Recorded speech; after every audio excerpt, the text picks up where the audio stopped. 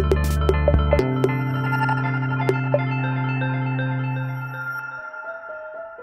Lena Taylor was respect, discipline, and courage when it comes to others.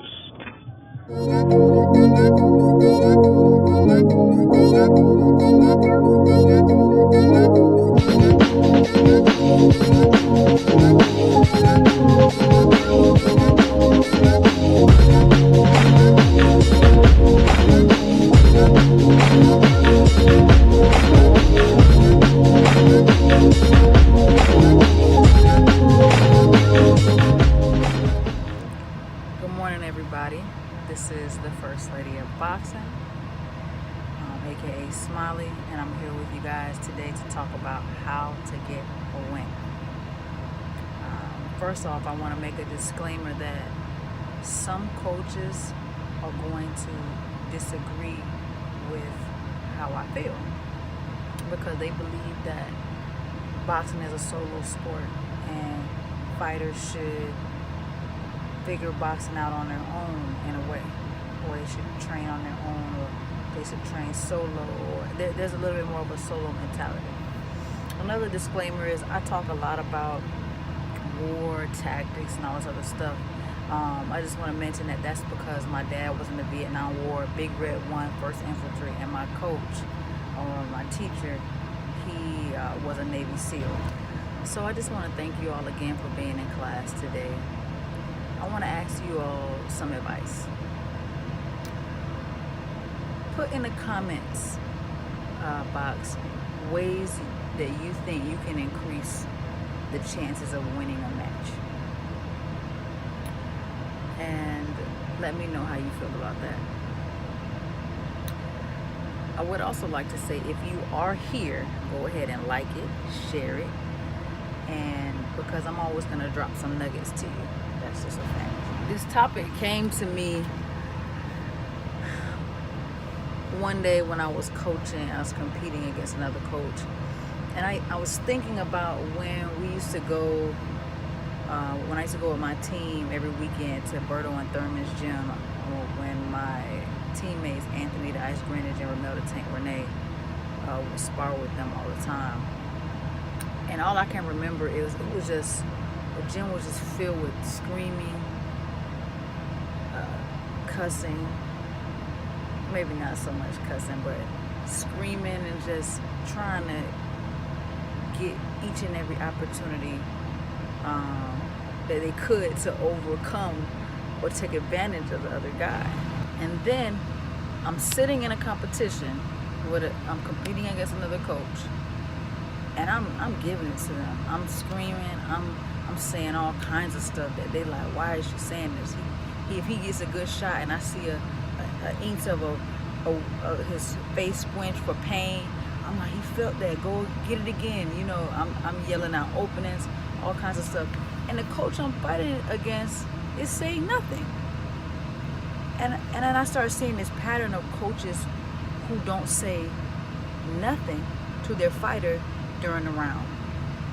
Now, that is a enormous problem, because the coach is like the co-pilot to the pilot.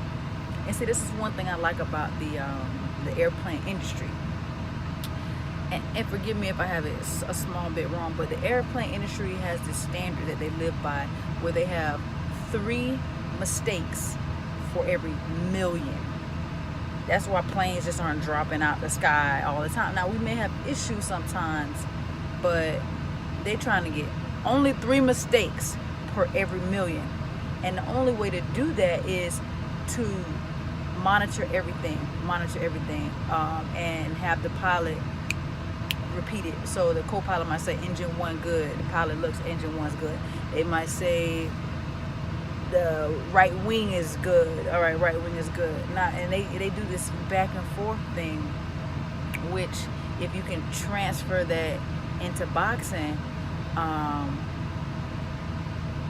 coaches have to realize that training is constant.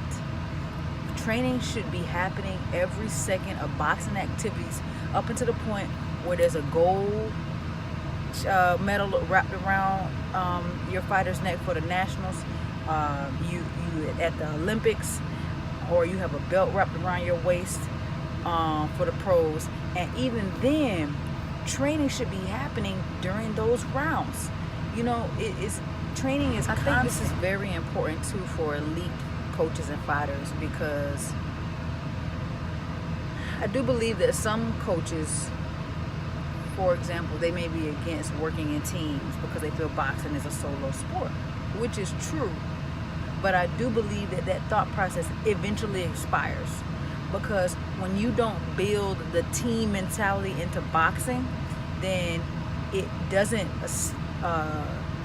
foster or flourish or build that co-pilot-pilot relationship that you really need in an elite fight. For example, sometimes you'll see two elite fighters get together and you're like, why does fight look so bad?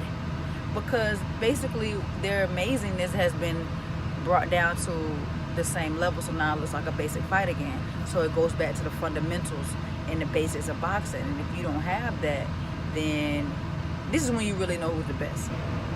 See, boxing for me is like a video game. And the coach and the fighter have to have a wiring to where the boxer can respond instantaneously to the coach's voice when they hear it. There are activities and drills that you can do to establish this type of relationship.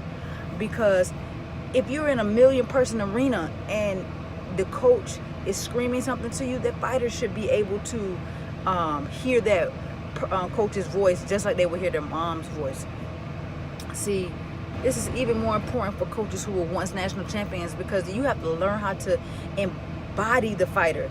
You have to be able to put your spirit inside of the fighter, and you can do that. There are ways to establish that type of relationship, and it's very important for high-level coaches and fighters to still practice this type of stuff, because when you get into a high-level fight, there's going to be a day when your fighter is not good. There's going to be a day when your fighter is not performing well. There's going to be a day when your fighter fights somebody that's just as good as them or better.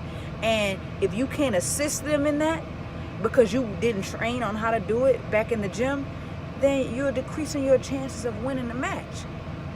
If you see, or if you're a fighter and you're not taking full advantage of each and every opportunity, if your hand is dropping, if there's a jab you should have shot, if there's a body shot you should have took, if there's a weakness in the other fighter and you didn't see it, all those types of things, the coach is supposed to be there to tell you that each and every second. Like, you have to capitalize off of each second.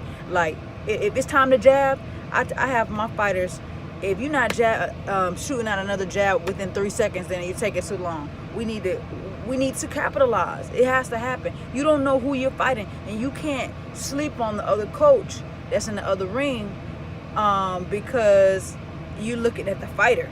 You never know. So each and every opportunity that you have to be aggressive, to do something that the other fighter isn't doing, you got to take it. You have to take it, because that increases your odds of winning the match. And fighters, if your coach isn't doing this for you, get on their case. That's their job. If you're feeling the information, I know we've all been in this game for 10, 20 plus years, and we're here because we love the sport. We love the thrill. Some of us love the money. I would really appreciate it if you gave me the opportunity to come visit your gym, send me some footage of your fighter competing, sparring, training, so we can work together and come up with some elements to improve your game, your fighter's game. And remember, this is like an investment in your gym, because if you can turn one fighter into a champion, you can duplicate this. You know, if you learn the tricks of the trade, you can duplicate this over and over again. My information is going to be down below. I'm looking to work with 5 to 6 coaches right now this year because I'm so busy. But please give me a ring, and you all have a good new year. And don't forget, like, share, comment. This is the First Lady of Boxing, and I'm out. Love you guys.